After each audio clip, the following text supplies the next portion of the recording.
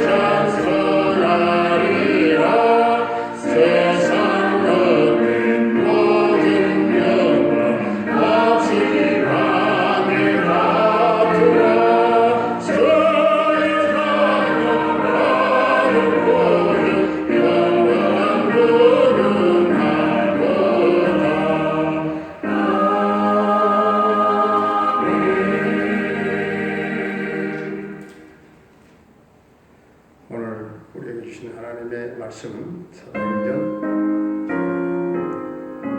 사도행전 13장입니다. 사도행전 13장. 안디옥 교회에 선지자들과 교사들이 있으니 곧 바나바와 니게르라 하는 시몬과 고레네 사람 루기오와 분봉왕 헤롯의 젖동생 마나엔과 및 사울이라. 주를 섬겨 금식할 때에 성령이 이르시되 내가 불러 시키는 일을 위하여 바나바와 사울을 따로 세우라 하시니 이에 금식하며 기도하고 두 사람에게 안수하여 보내니라. 두 사람이 성령의 보내심을 받아 실루기아에 내려가 거기서 배 타고 구부르로 가서 살라미에 이르러 하나님의 말씀을 유대인의 여러 회당에서 전할세 요한을 수행원으로 두었더라. 온 섬 가운데로 지나서 바보에 이르러 바예수라 하는 유대인 거짓 선지자인 마술사를 만나니 그가 총독 서기오 바울과 함께 있으니 서기오 바울은 지혜 있는 사람이라 바나바와 사울을 불러 하나님의 말씀을 듣고자 하더라. 이 마술사 엘르마는 이 이름을 번역하면 마술사라.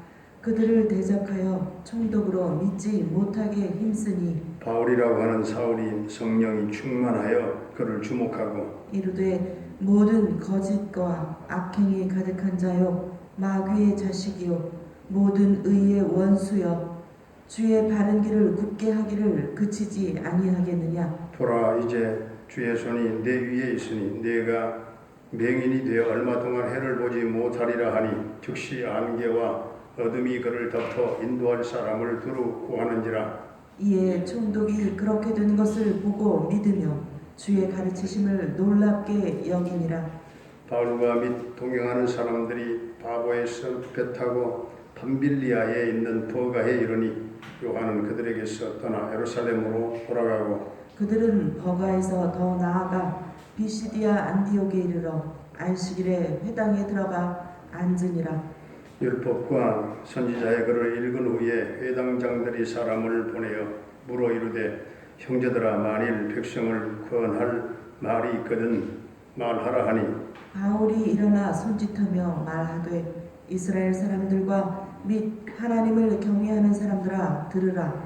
이 이스라엘 백성의 하나님이 우리 조상들을 택하시고 애굽 땅에서 나그네 된 그 백성을 높여 큰 권능으로 인도하여 내사 광야에서 약 40년간 그들의 소행을 참으시고 가나안 땅 7 족속을 멸하사 그 땅을 기업으로 주시기까지 약 450년간이라. 그 후에 선지자 사무엘 때까지 사사를 주셨더니 그 후에 그들이 왕을 구하거늘 하나님이 베냐민 지파 사람 기스의 아들 사울을 40년간 주셨다가 패하시고 다윗을 왕으로 세우시고 증언하여 이르시되 내가 이새의 아들 다윗을 만나니 내 마음에 맞는 사람이라 내 뜻을 다 이루리라 하시더니 하나님이 약속하신 대로 이 사람의 후손에서 이스라엘을 위하여 구주를 세우셨으니 곧 예수라. 그가 오시기에 앞서 요한이 먼저 회개의 세례를 이스라엘 모든 백성에게 전파하니라. 요한이 그 달려갈 길을 마칠 때에 말하되 너희가 나를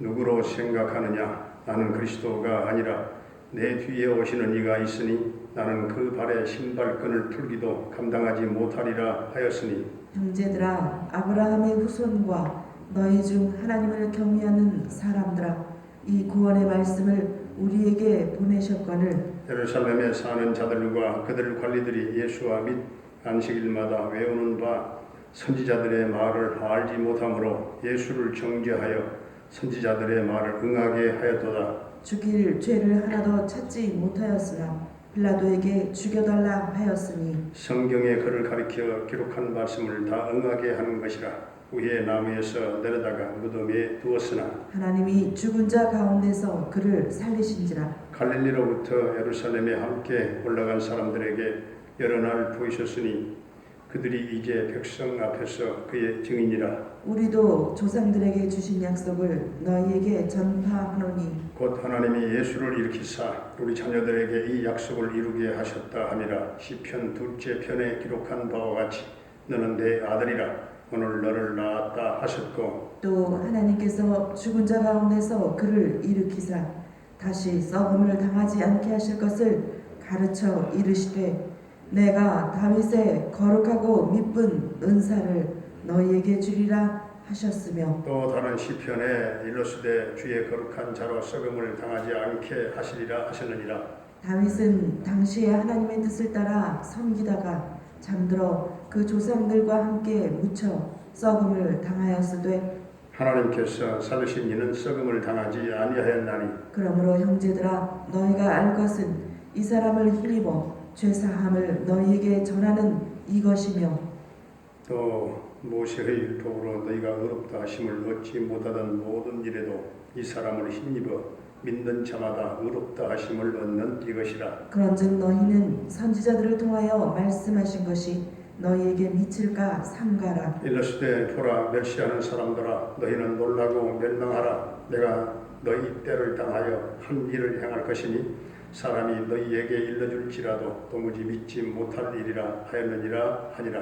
그들이 나갈새 사람들이 정하되 다음 안식일에도 이 말씀을 하라 하더라. 회당의 모임이 끝난 후에 유대인과 유대교에 입교한 경건한 사람들이 많이 바울과 바나바를 따르니 두 사도가 더불어 말하고 항상 하나님의 은혜 가운데 있으라 권하니라. 그 다음 안식일에는 온 시민이 거의 다 하나님의 말씀을 듣고자 하여 모이니 유대인들이 그 무리를 보고 시기가 가득하여 바울이 말한 것을 반박하고 비방하거늘 바울과 바나바가 담대히 말하여 이르되 하나님의 말씀을 마땅히 먼저 너희에게 전할 것이로되 너희가 그것을 버리고 영생을 얻기에 합당하지 않은 자로 자처하기로 우리가 이방인에게로 향하노라. 주께서 이같이 우리에게 명하시되 내가 너를 이방의 빛으로 삼아 너로 땅 끝까지 구원하게 하리라 하셨느니라 하니 이방인들이 듣고 기뻐하여 하나님의 말씀을 찬송하며 영생을 주시기로 작정된 자는 다 믿더라. 주의 말씀이 그 지방에 두루 퍼지니라. 이에 유대인들이 경건한 귀부인들과 그 신의 유력자들을 선동하여 바울과 바나바를 박해하게 하여 그 지역에서 쫓아내니 두 사람이 그들을 향하여 발에 티끌을 떨어버리고 이고니온으로 가거늘. 제자들은 기쁨과 성령이 충만하니라. 아멘. 할렐루야. 살아계신 하나님, 오늘도 우리와 함께 하실 줄로 믿습니다. 오늘 사도행전 13장에 등장하는 이 안디옥 교회는요, 많은 교회들이 닮고 싶어하는 그런 선교하는 교회이지요. 이 안디옥 교회는 예루살렘에서 스데반 집사가 순교하게 되고 믿는 자들에게 대한 핍박이 커지면서 많은 믿는 사람들이 베니게 그리고 구브로 그리고 안디옥 같은 곳으로 흩어지게 되었습니다. 그때 베니게와 구브로 사람 몇 명이 안디옥에서 유대인들에게 복음을 전했는데 아주 수다한 사람들이 복음을 믿게 되었다. 그렇게 기록하고 있죠. 특히 2절과 3절을 보면 주님을 섬겨서 금식하고 기도하면서 성령의 음성을 듣고 바나바와 바울을 따로 세워서 안수하여 보냈다 했습니다. 금식과 기도와 성령의 역사와 안수가 한꺼번에 나오는 걸 보게 되죠. 이 말씀 가운데 바나바는 예루살렘 교회가 파송한 최초의 선교사이기도 합니다. 바나바로 인하여 수많은 안디옥 사람들이 회개하고 주께로 돌아오는 전도의 역사가 일어났습니다.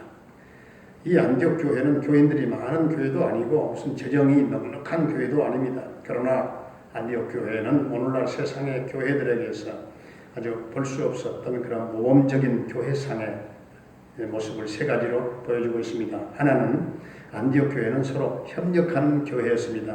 둘째는 안디옥 교회는 함께 기도하는 교회였지요. 셋째는 안디옥 교회는 선교를 우선시하는 그런 교회였습니다.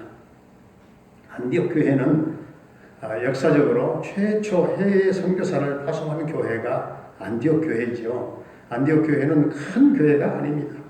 이제 갓 태어난 개척교회라고 할 수가 있겠죠. 개척교회. 그러나 안디옥 교회는 선교사를 2명씩이나 파송하는 그런 선교하는 교회였습니다. 하나님께서 이 땅에 교회를 세우시는 첫 번째 목적은 하나님 나라의 확장을 위한 선교에 있는 것입니다. 선교는 교회가 크고 재정이 꼭 넉넉해야만 하는 것은 아니죠.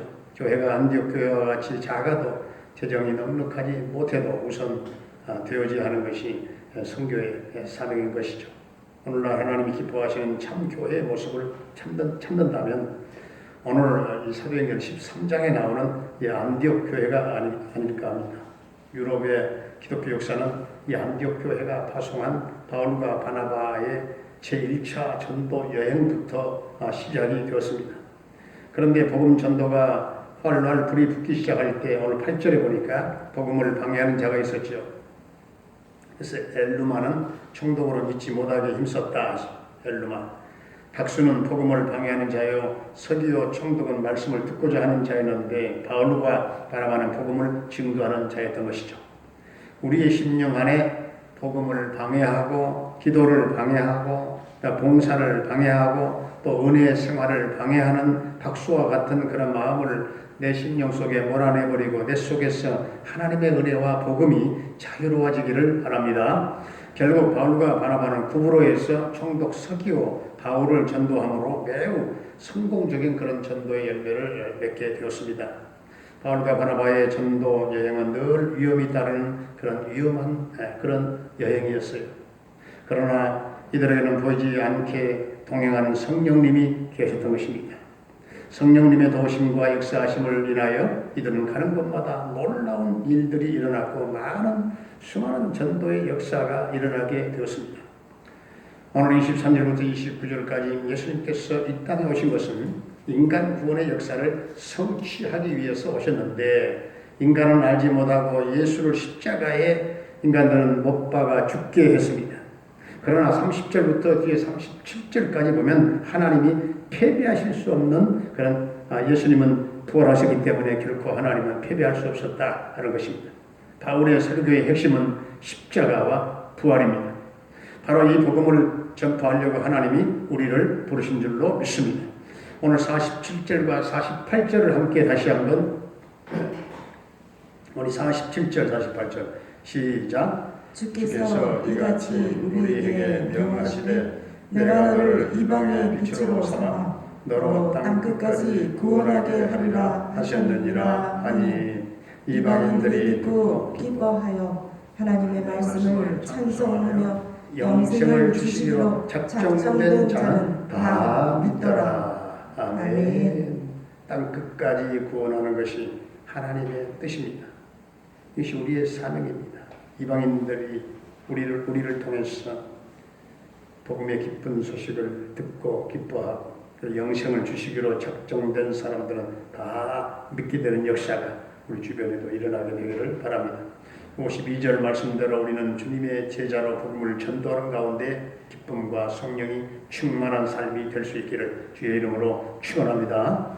은혜로우신 우리 아버지 하나님, 안디옥 교회처럼 우리 교회도 선교사를 파송하는 일에 함께 또 금식하며 기도하게 하시고 선교하는 일에 우선순위를 두게 하시고 또 성령 받은 자로 서로 협력하여 주님의 지상 명령 성취를 이루게 하시고 우리 교회도 선교사를 파송하는 그런 기쁨으로 충만한 교회가 되게 하여 주옵소서. 이 땅에 교회를 세우시는 첫 번째 목적은 하나님 나라의 확장을 위한 또 선교에 있는 줄로 믿사오니 주님, 우리가 예수 믿고 구원받은 자로서의 꿈이 변하지 않게 하시고 우리의 재정이 때로는 넉넉하지 못해도 하나님 전도와 선교의 목적을 두고 전진하는 교회가 되므로 하나님이 넉넉하게 채워주시고 또 넘치는 교회가 되게 하여 주옵소서.